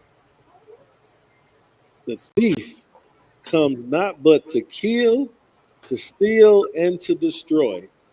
I can't get over it thinking about how he's colonized the entire earth. I mean, like, the entire earth. That's what happened when you blessed with the sword. God.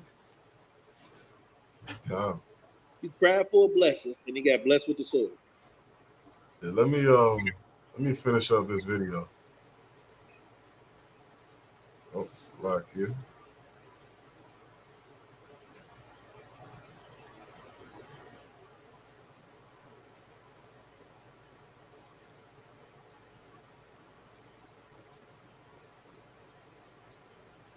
Been more than 11,000 overdose reversals, and critically, 0 deaths over 20 years. Wait, yes, sir. Guy Filicella owes his life to this room. My kid. Slacky, what's that? Over 11,000 opioid overdose reversals, 0 fatalities. You heard what they said? We had people falling out the sky with crack cocaine hit the city of Detroit and Chicago and Atlanta and New York. They said over 11,000 opioid overdose reversals.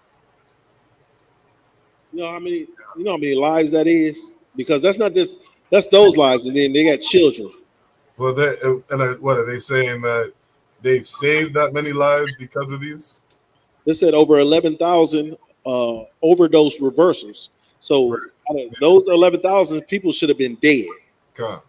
And that's what the government, you know, the different political parties in Canada have been were one of the things they're fighting over is that there's one party's trying to say that we're saving lives with these safe injection sites. That's the narrative that they're trying to spin. But again, the other side is saying these people shouldn't be taking drugs at all. And just giving them a place to take drugs is not the solution. So, you know, you might hear that statistic. This is just coming from a narrative of why we need these safe injection sites. This is just my personal opinion. I think Esau should be able to use dope wherever he want to use dope. God. As long as you know my people not involved with him getting it or anything like that. Nah. If you're a truck driver and you got to drab the dope to Esau, you know, you can't say what, you know, you're a truck driver. You can't say what they put on the back of that truck. But you know, let them use the dope wherever you want to use it at. Right. Yeah. That's just my personal opinion. This is not the the views or the opinion of the ISUPK. Like, you know, we can see historically how many different nations use drugs. This isn't something new. And all those societies fell. Yes. I mean, look at the East Indians, right? Mm-hmm. They were known for the what was it? They try to blame it on the Jamaicans, the Rastas. Yeah, the East Indians was known for the Rastafaris, right? That's what their goddess Sheba. She got the dreads and all the arms and the minstrel dot in the center of her forehead, right? Understand this, that these other nations are known for drug usage, right? Just because Afghanistan had all that opioid over there, you don't think they was using it? Right. America seen Afghanistan making money, you know, with that heroin, and they was like, we can do this, we can do that, you know, heroin, fentanyl, they went from heroin and fentanyl to oxycodone and Percocets and Tramadol. You see, all America did was put it in the pill for you. Mm-hmm. Damn right. Let's see what else he say. This wouldn't be alive without this facility. I wouldn't have over a decade of sobriety without this facility. My life wouldn't be what I do today without this facility. Within just a few years of opening, yeah, that man reminds me of every man that's addicted to weed. And they sit there and they'll tell you why, you know, how weed comes from the earth and how it's good for us. These people are all drug addicts. That's all they are. You know what I mean? Even you know, some of the doctors. There's a doctor, Carl Hart. He was a professor at Columbus University, and he had a big thing on how crack cocaine wasn't addictive. How it's you know what I mean? And what they don't tell you is that he himself was a drug addict. You know what I mean? He was addicted to crack cocaine for years. Crack ain't addictive. I use crack every day. It's like you just sitting here listening to addicts talk about how their drug is good. It's crazy. you got to understand this, sir. Is that, and you said it. You can't listen to an addict tell you how good drugs are for you, right? I've seen. Let me tell you something. I've seen two brothers, right? That's close to me, dear to my heart, my family. These are family members. I seen them take 20 Percocets and crush them up, right? After they crushed them up, they put them in a smoothie and blended them, and then they split the smoothie amongst them, each amongst the both of them. And I'm telling them, like, y'all shouldn't do this, y'all shouldn't do that, y'all shouldn't do that, because you don't know how this stuff is mixed. What if you got 3 and he got the other 17, or vice versa? Right? You don't know how this is mixed up because you put it in the blender and, oh man, it's mixed up half and half. No, it's not, nigga. This is not sight. And I seen these brothers do this, man. And what I can say is, out of these two brothers, and I spoke to them and spoke to them and spoke to them, one of them has went to rehab, and he's done away with his addiction for that drug. The other one served life in prison. God. And I love both of these brothers, right? But the thing about it is, this is what drugs do to our community, being Black, Native American, Hispanics. Our addiction, and we cannot function as addicts, right? The Bible tells us that we have to be. Christ said to be perfect, be ye perfect. Being a drug addict, you ain't perfect. Being an alcoholic, you ain't perfect, right? Being a whoremonger, you ain't perfect. And I know I said this before, but we have to understand that we're not perfect, and we're not trying to live, perfect. And people say you can't be perfect. If you follow the laws, statutes, and commandments, you can be perfect. God. That's what Christ showed us. You follow these laws, statutes, and commandments, you can be perfect. Now, if you gotta have that weed or that cigarette, or that what's the edibles and the dab and all that kind of stuff, of course you're just a drug addict. You can't be perfect. What you gotta understand is tobacco is a drug. So when you hit that cigarette, you're an addict. You putting that branch to your nose, you're an addict. I want to read through an article that that breaks down the necessities for a functioning society. Oh yeah. Yeah, I mean, because people sitting here justifying why they should be doing crack cocaine and smoking weed and all these opioids, whatever it may be. They're not understanding the destruction or how destructive it is to a nation of people. You know what I mean? And in America, they have things like where they'll have capital punishment, right? And when you think of capital punishment, nobody in America wants that to happen to them. Nobody wants to suffer the effects of capital punishment. You know what I mean? So what do you have in that society? You have people who try to avoid that punishment. You know what I mean? Or they understand it to be a harsh punishment. So society agrees as a whole, these are things that shouldn't be done to other human beings. There's certain crimes that shouldn't be done to a person that this society isn't going to tolerate. Well, if America as a nation, like they say, what do they say? In God we trust. That's what they claim. That's what they claim. But they sit here and allow people to be drug addicts. You know what I mean? They sit here and allow I forget that man's name who was famous for creating or putting that lap dance inside of a strip club. They put what? He putting that lap dance inside a strip club. It's some devil, I think he's from Florida or something like that, who really pushed strip clubs to be big inside of the Western society.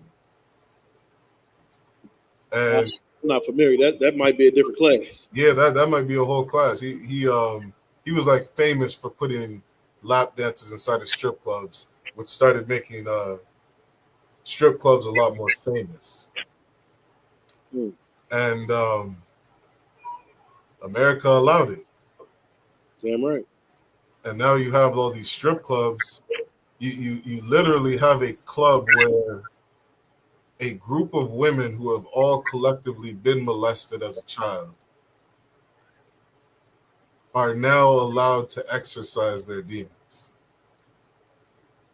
Where men are allowed to come in and prey on women who were molested at the age of 9. That's the only reason she's in there. Damn right. Because a man touched her when she was 8 years old.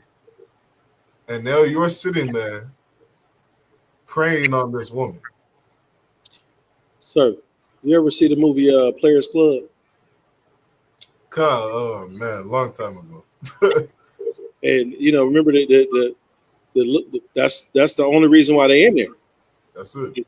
Because you allow these women to, they really getting paid for having a mental instability.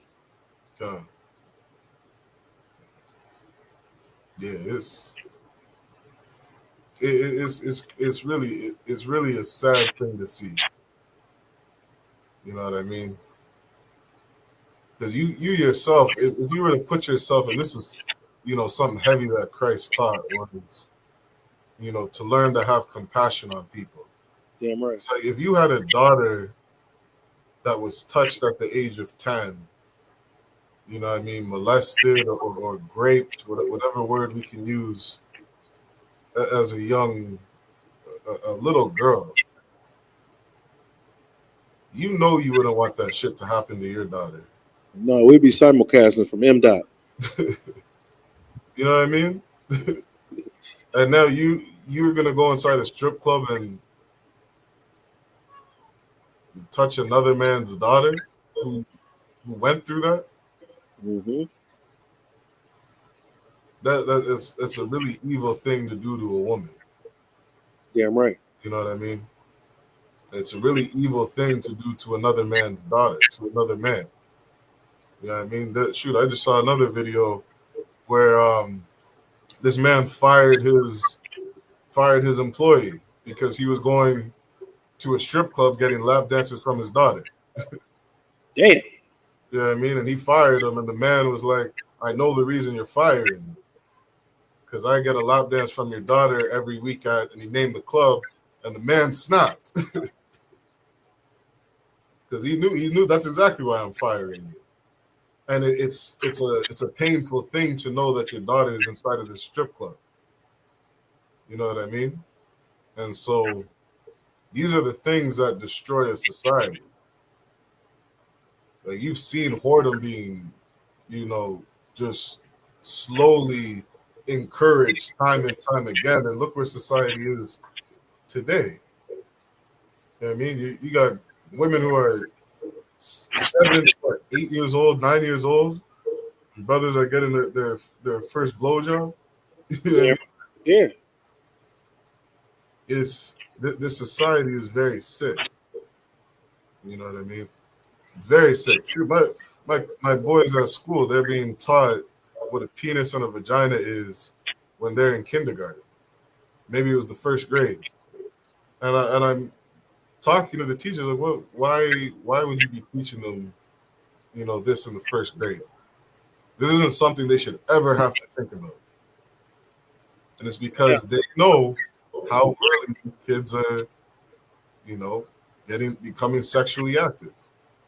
You know what's messed up about that, sir, is that we learned that. I think I had health in the 9th grade. Yeah, me too.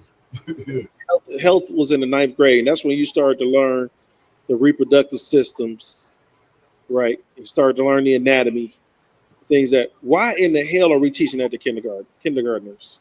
First grade, I can't make that shit First up. grade kindergartners, no. You pee in the boys' bathroom, you pee in the girls' bathroom. Girls is girls, boys are boys. That's it. Yeah. Right?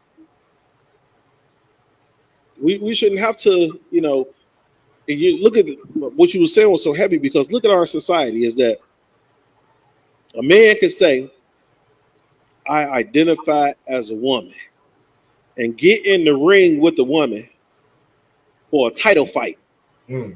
Beat her ass. Break her goddamn jaw. Man.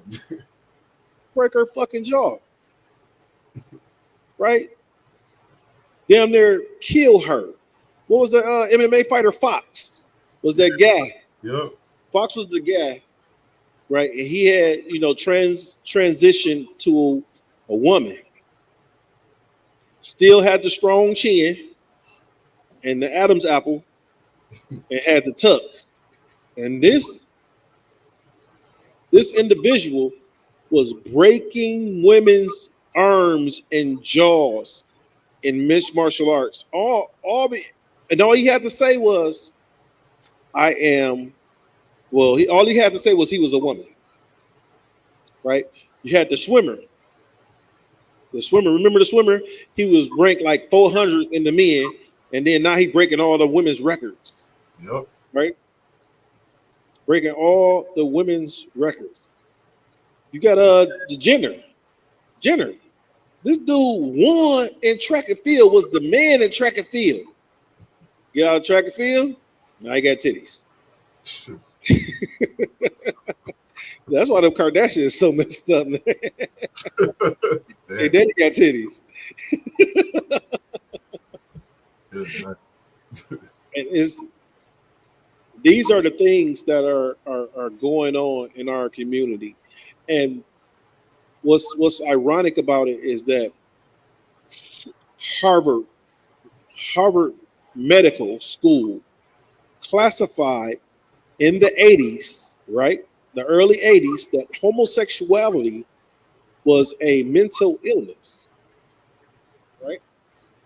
Mm-hmm. Homosexuality was a mental illness. This is what Harvard Medical School classified homosexuality as. But when the book was given a different revision, was given a different revision level, what ended up happening is they removed that from the book.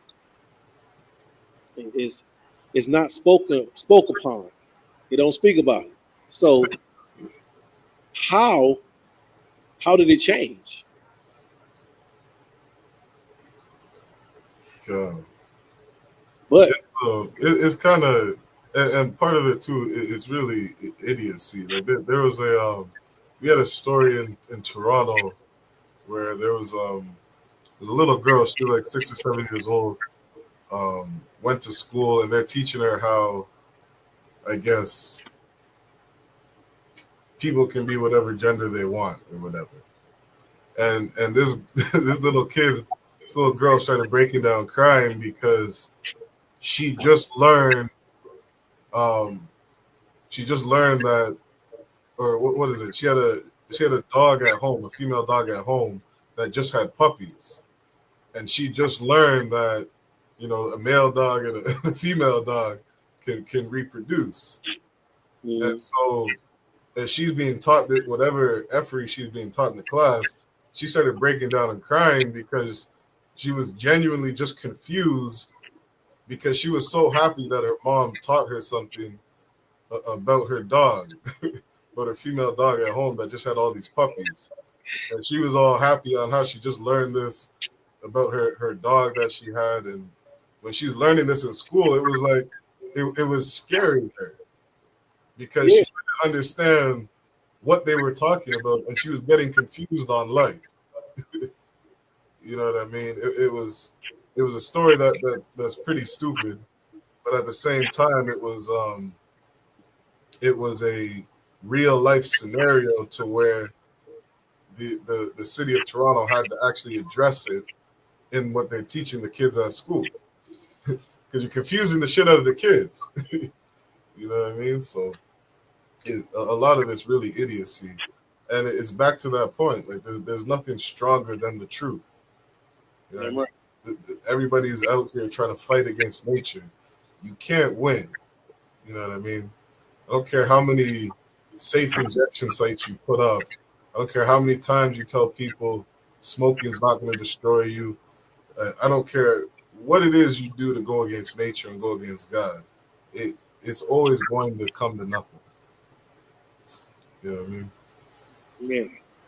So she's upset because her dog is pregnant and having puppies. Yeah, their dog got puppies, and she's confused because she's like, But, I thought a man laid with a woman type thing, and you're telling me genders don't exist. And she confused because puppy. You know why she confused, right, sir? God. Mommy and daddy done told her, well, when a man and a woman fall in love and then they get married and then they have, they love each other, and then they have a baby. She's trying to figure out when the hell this dog got married. Yeah.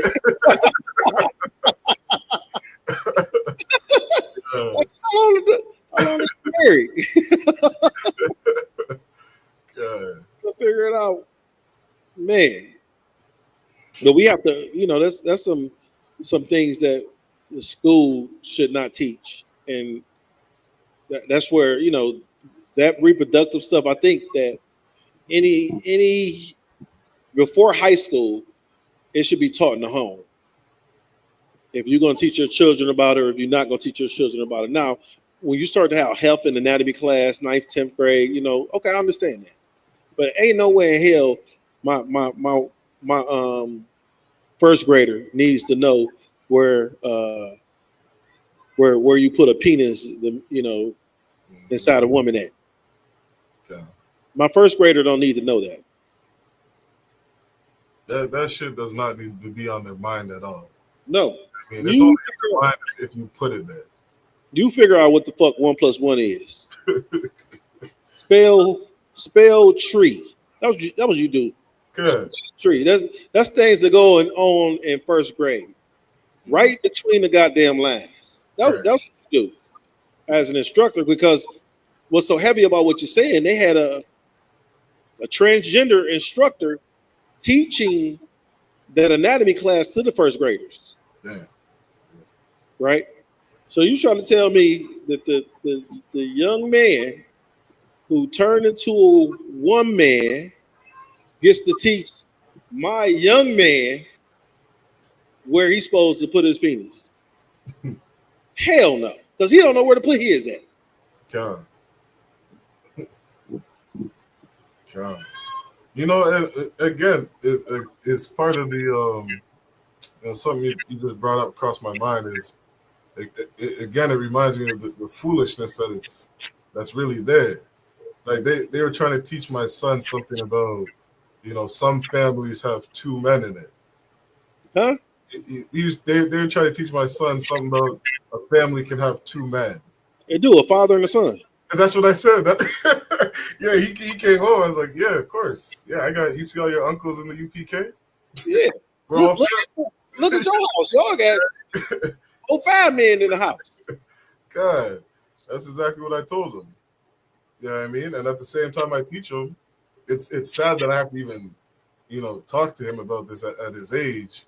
But it's like, I told him only a man and a woman can make a baby. So y'all can do what you want. You put 20 men in the household, who cares? But if you want kids, son, at some point in your life, you got to be with a woman. It's not a hard thing to teach. You can't fight against the truth. You can't fight against the truth. Right? And understanding that science, look at the oppressive science. Right? God's science says you need a male and a female to produce a baby. Mm-hmm. The oppressive science says in the 60s, your black ass could not fly an airplane at night because you can't see. Mm-hmm. You see what I'm saying? It doesn't make any sense. Mm-hmm. The oppressive science doesn't make sense. Now the oppressive science, God's science says that there's only 2 genders, male and female. That's God's science. The oppressive science says you got a rainbow of genders. Asexual, bisexual, heterosexual, pansexual. If you look at it, it's still heterosexual and homosexuality. Yeah. It's still the same thing. Just because you want to be you're a woman and you want to be a man, or you're a man and you want to be a woman, and then you having sex with the opposite sex, it's still homosexuality. Call it whatever you want. It's homosexuality, right? Because when you get some XY chromosomes over here and you get some XY chromosomes over here, guess what? That's the same sex. Mm-hmm. I heard, sir, and I'll let it go after this, that I heard somebody say that people are born homosexual, right? And I told a young man who said that, he said he was born homosexual. I said, I mean, your father homosexual. And he says, why do you say that? I said, because every woman only gives off one chromosome, which is the X chromosome, right? A man sperm can produce an X chromosome in some sperm, and there's Y chromosome in the other sperm. So whichever sperm attaches itself to the egg first determines your sexuality. If you're saying that you were born homosexuality, that means your father had to push a homosexual sperm cell inside that egg. So that means your father homosexual. And he would not say, because his father is animate against homosexuality. He would not say that his father was homosexual, because he know damn right I was going to tell him, your son said you're gay. Look, you have to believe in the oppressor's definition of love to follow the line of logic that you're born homosexual. You know what I mean? Like, when you understand love is just an action, it's what you do. Yeah, it's what you do. It's not what you say or how you feel. Yeah, I mean, I can be born to, want to eat all the sugar in the world. Doesn't mean I do it. Yeah. I mean, it doesn't matter, what it is you feel to do. Yeah, I mean, the Bible doesn't care about your feelings. It's not. Jeremiah says the mind is deceitful above all things. You shouldn't decide what is right or wrong based on how you feel. That's idiotic. Look, I mean, you got a species of people that decide what's right or wrong based off of what they feel. Mm-hmm. And that's an undecided woman. Mm-hmm. I feel that don't mean it's right. Just because you feel this way, I have to explain to my ribs all the time. I feel that, so that don't mean that shit right because you feel that way. Because you could feel differently tomorrow. Mm-hmm. So was what you felt today right, or is what you feel tomorrow wrong? Mm-hmm. Which one is it? Mm-hmm. So we have to understand is that we can't go by our feelings. God don't give a damn about your feelings. He don't. If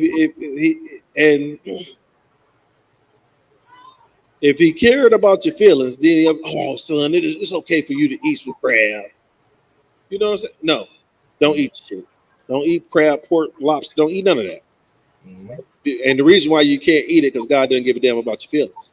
Mm-hmm. No matter, I feel since I used to do this as a kid, I can do it now. I heard, man, my mother said some dumb crap yesterday. This is what she said. She said she just want to celebrate. She just want to have a reason to celebrate. She don't give a shit what it is that she celebrates as long as she can celebrate. She said she'll celebrate KKK Day. I said, do you know they hung and strung your ass up in these trees? And you gonna celebrate your brothers and sisters hanging from these trees? I say, our people ran from Mississippi, right? On my mother's side of the family, they ran from Mississippi because we found a cousin hanging from a tree. Good. And you want to celebrate that shit. Mm-hmm. Yeah, that's a very dangerous way to think. You know what I mean? I always remember, the way General Muhammad broke it down. When he spoke about that fish. You know what I mean? You fish, Ahabawan, so you know. Yes, sir. I mean, I remember being on a boat one time fishing, and I swear I caught the same fucking fish 10 times in a row. He it doesn't matter how many times I hooked him. You know what I mean? The first time I picked him up, the second time I'm like, this looks like the fish I just caught. Threw him back in. 10 minutes later. Hey, look. This shit, like, this is the same motherfucking fish. I promise you it wasn't the same fish. Once they get hooked once, they get the hell on for a little while. God, you know what I mean? But that way of thinking of just, you know what I mean? This is what I want. This is what I feel. Mm-hmm. This is how I feel. Therefore, I'm gonna do it. You know what I mean? Who knows? Within the next decade, you know, Esau's gonna say pedophilia is okay, because there's a man out there saying, you know, I love kids. I really feel the need to, you know, marry a little child. If you love kids, protect kids. Good night. Don't marry kids. If you love kids, protect kids. You want to take us out, sir? Yeah. You know what I mean? Yeah, it's 9:00. So for water for everybody tuning in, make sure you like, share, subscribe to the classes. Follow that banner on the screen. Pay your tithes.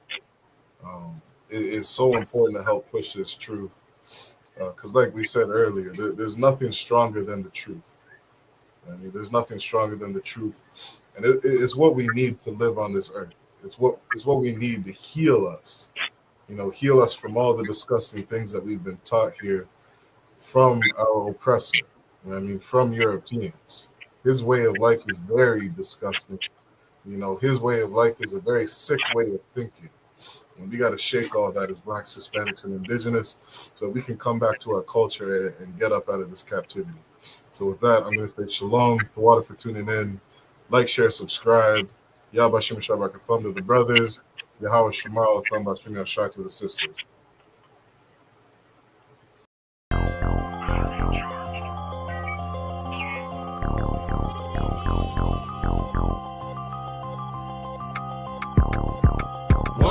One West, that's who we are, nigga. One West.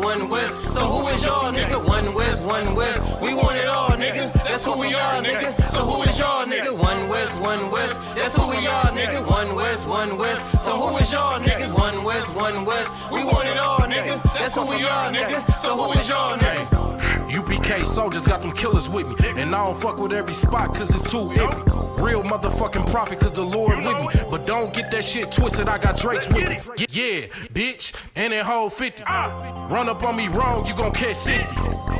Wait, you gon' catch 20. The other 30 for your homies, bitch, I got plenty. And I'll shoot this motherfucker till that clip empty. Taking orders from your bitch, you a fucking simpy. Shit, should be televised. The way I'm cutting niggas up, bitch, I'm a samurai. Niggas swear they in the truth, but telling hella lies. Stumping like you Greek, bitch, you Hellenized. The revolution gon' be televised, and what I see in my vision gon' leave you petrified. One West, that's who we are, nigga. One West. So who is y'all, nigga? One West. We want it all, nigga. That's who we are, nigga. So who is y'all, nigga? One West. That's who we are, nigga. One West. So who is y'all, niggas? One West. We want it all, nigga. That's who we are, nigga. So who is y'all, niggas? UPK soldiers lead cowards and awe. So fuck a gas stop, I came with 6 pumps in my car. My niggas ready to swing, we like kids at the park. So touch a chair around this bitch and we breaking your jaw. They think we Christian, but we not. Nothing about us is soft. I don't know what you niggas on, but that shit get you off. We booted up. We came to take zones for real. Black 40 under my garment, I be dressed to kill. Fourth dimension sitting linger, I be fresh for real. Putting scripts on your corners, but these here ain't pills. We rock covers. You official if you know those drills. Bread and water, you official if you know those meals. Yeah, you niggas soldiers get rolled over. You got police in your pocket, I got a judge in my holster. Oppressors out to get us, so remain sober. Or be chained to them chains till there's nothing that remains of us. A cult leader like Christ, we got the same culture. I bang on them, tell my enemies the reign's over. I up the sig and keep pulling like a chain smoker. The game ain't changed, One West stayed the same on them. One West, that's who we are, nigga. One West. So who is y'all, nigga? One West. We want it all, nigga. That's who we are, nigga. So who is y'all, nigga? One West. That's who we are, nigga. One West. So who is y'all, niggas? One West. We want it all, nigga. That's who we are, nigga. So who is y'all, niggas? Niggas talking prophets, yeah, we got plenty. We the reason why it's Israelites around the city. Call Kazak, tells the rock, bring Shamar out. We about to slide on them, see what niggas talking about. Young dog think he wise cause he a Kim head. That shit lame, they didn't survive, nigga, Kim is dead.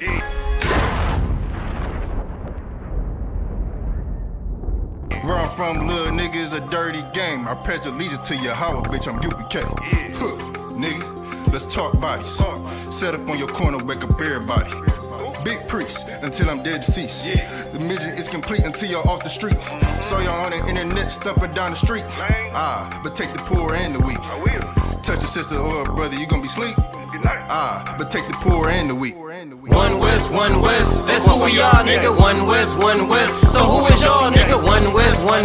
We want it all, nigga. That's who we are, nigga. So who is y'all, nigga? One West. That's who we are, nigga. One West. So who is y'all, niggas? One West. We want it all, nigga. That's who we are, nigga. So who is y'all, nigga? Fucking with the brothers, then I'm giving out major pain. Clip full of ball heads, I'm shooting out Damon Wayne's. Driven ambition, I ain't never changing lanes. Wise as an old man, but I ain't slanging cane. This ain't a game, this shit way deeper than rap. You speaking the cap, but the shit y'all speaking is cap. I'm 5,000, but I still keep it a stack. I'm in the truth, not cause back then I was seeking the facts.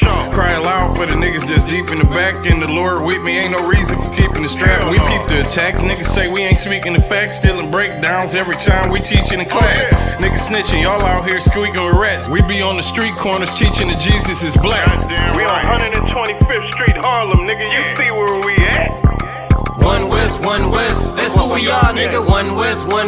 So who is y'all, nigga? One West. We want it all, nigga. That's who we are, nigga. So who is y'all, nigga? One West. That's who we are, nigga. One West.